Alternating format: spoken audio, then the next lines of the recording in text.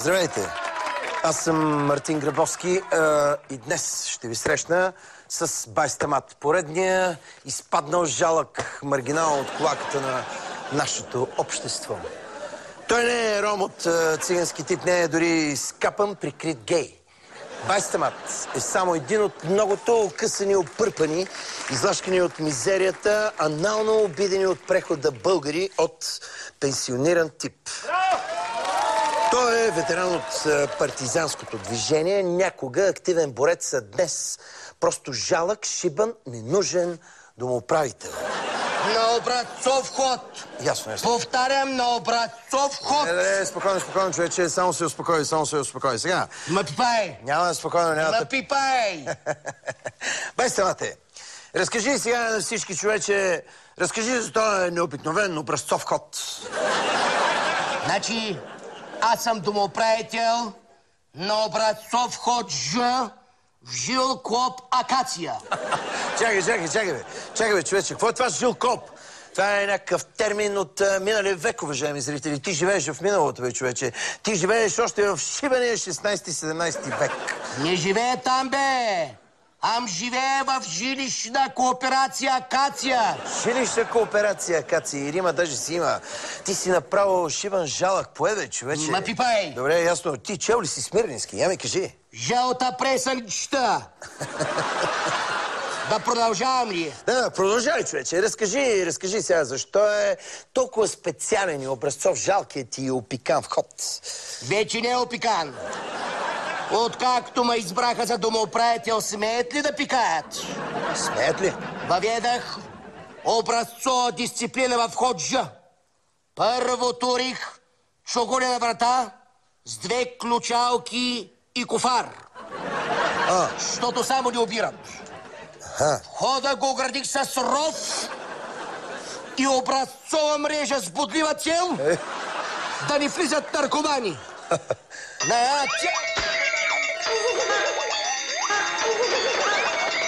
Ясно, човече. Това после ще го правим при монтажа. Дай, продължай нататък. Съответно в мазето наслагах капани. Това за плъховете, нали така? Малките капанчета, да. Големите вълчите са за наркоманите. Там се събират, за да се бодлят с игли губерки до тръбите на парното.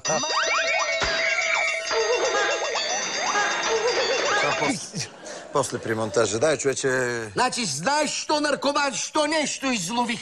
Чакай малко. И ти какво като ги правиш, като ги изловиш тези наркомани? Какво? Давай ги в мръсния канал. Какво говориш, човече? Ти давиш наркоманите ли? Как така? Убиваш ли ги? Какво правиш? Плаховите. Плаховите. Наркоманите им фърлям по един образцов бой.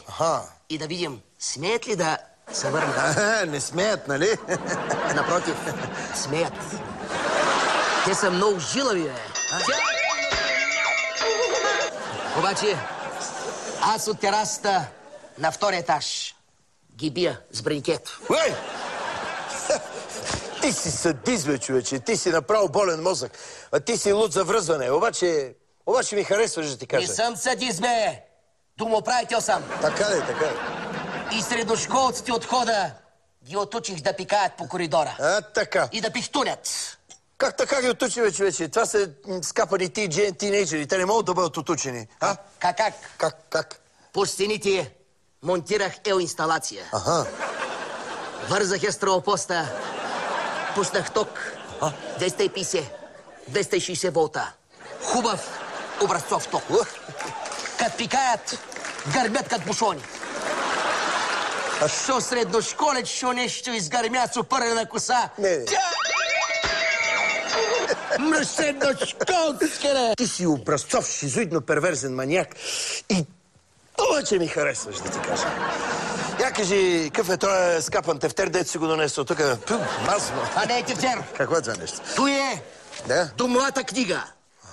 Тук си записвам статистиката. Тук. На какво статистика? Каква статистика не разбира? На далите фира. Ето, зачитам ти. За миналата седмица. Графа дали фира. Роми. 2 броя. С калашника. Клошар. 1 брой. Мина и половина. Бездомни помияри 3 броя. Котки обикновени 5 броя. Котки ангорски 16 броя. Обръщаме другата страница. Не, чакай, няма. Графа пенсионери. Виждам. Един. Бай вам Бог да го прости от 4-ти етаж. Добре, ще се стига. Него с двуцевката го инжектирах. Това после при монтаж. И Леля Гинчо от Ясно. 10-ти етаж, тя сама скочи. Защото много ме изнервя. Разбирам, човече, гледай Бог да я се. прости, не беше лошо. Само ми отговори така. Беше лошо. За финал, нали, на нашата невероятно шибана и вълнуваща среща. Колко души изобщо останаха да живеят в този сибен жалъв код же? Освен мене ли? Освен тебе. Николко. Смеят ли? Даже и за себе си се притеснявам. Що бе, човече?